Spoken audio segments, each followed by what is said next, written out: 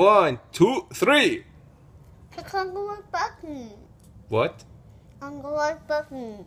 Why should I push that? Because when I take a selfie. But I'm recording a video selfie.